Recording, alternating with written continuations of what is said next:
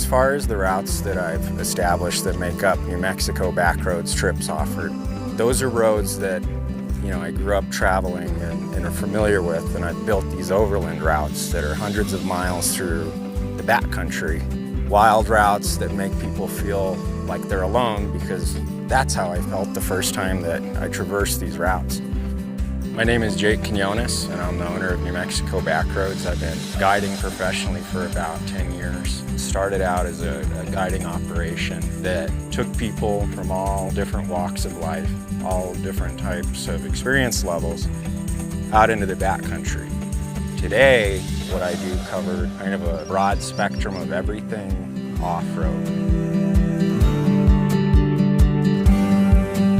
We set our course west into the Black Range. So we did a lot of climbing the first day. Went from being in a very arid desert environment all the way to aspen groves, ponderosa stands, beautiful scenery.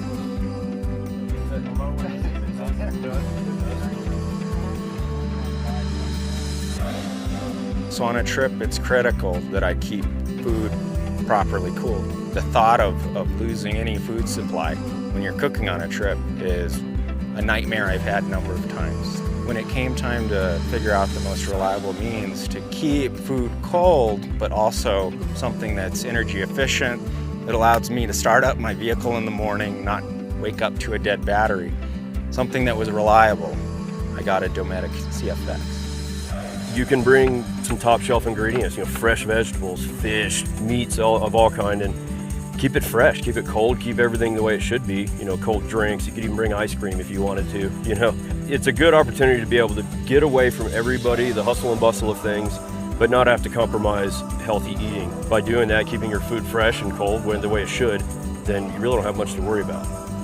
The meals on my trip, they're not basic by any means, but they're hearty and they really reflect the type of fare that we do here in New Mexico. The food was better than what I cook at home. It really surprised me because I thought, we're having what? Steaks, and I see them coming out of the fridge and everything. I'm like, where's all this stuff coming from? And they're over there cooking like a restaurant. I didn't expect that kind of food out on a trip like this. The industry has progressed so much that we pretty much have all the comforts at home, anywhere we are in the world, whatever part we're traveling in.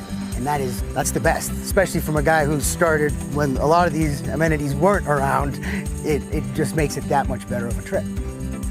So the point of everything I do is no matter the skill level coming into a trip, it's an experience that helps them build on the knowledge that they already have and put some principle behind it, some purpose to this thing we call overlanding.